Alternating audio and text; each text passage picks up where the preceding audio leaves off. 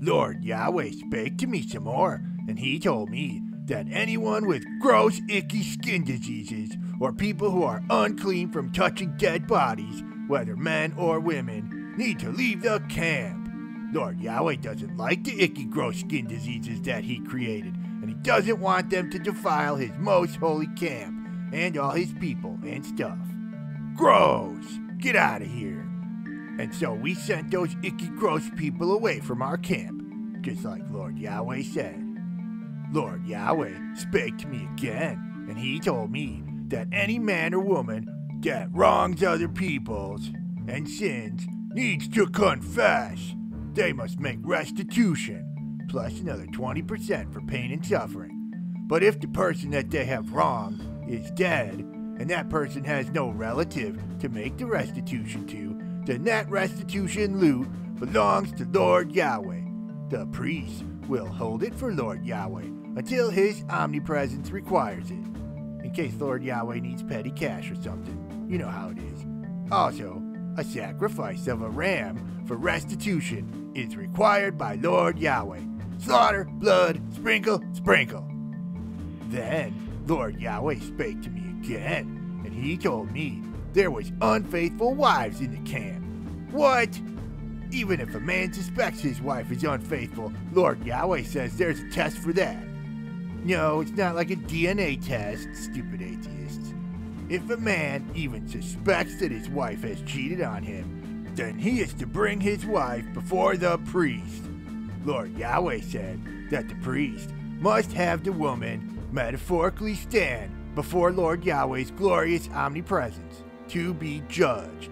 The priest takes holy water and gets some dust from the floor of Lord Yahweh's special tent. The priest loosens the woman's hair and puts the flour in her hands. Then the priest tells the woman to repeat after him. If you didn't commit adultery, then this holy water with floor dust in it will not harm you. But if you did cheat on your husband, then your belly will swell, and your thighs will rot, and your sexual organs will shrivel like raisins, and any babies in your belly will be killed. And the woman was supposed to say amen and drink the bitter water.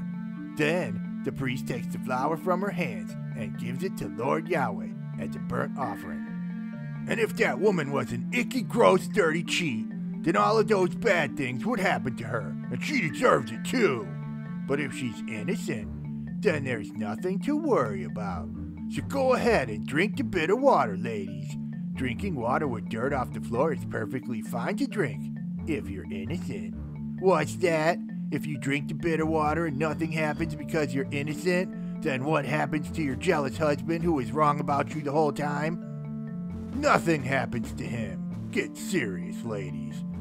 Lord Yahweh told me to tell the Israelites that if they want to make special vows as Nazirites, then they can't get drunk anymore from grapeses or raisinses, and they can't eat grapeses or raisinses either.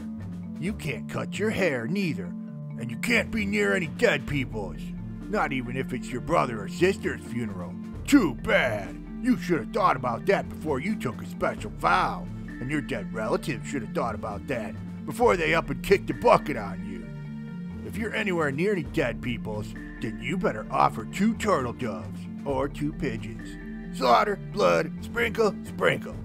You icky, gross Nazirites who went near dead peoples and had to make a slaughter, blood, sprinkle sacrifice, you need to shave your head and burn your hair and start over with your Naziriting. When you're done with your Naziriting, you need to sacrifice a lamb, a ram, some bread without yeast, because Lord Yahweh doesn't like the yeast that he created. Oh yeah, and plus some olive oil. Sacrifice this stuff to Lord Yahweh. Slaughter, blood, sprinkle, sprinkle. Then you have to shave off your hair and burn that too. And I guess you can drink wine now that your Naziriting vow is over. Finally, Lord Yahweh told me to tell Brother Aaron a special prayer for the people. Would you like to hear it? Here it goes. Lord Yahweh blesses you and keeps you.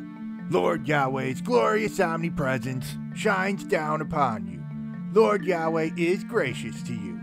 Lord Yahweh turns his metaphorical face towards you and gives you peace, metaphorically, physically, and spiritually.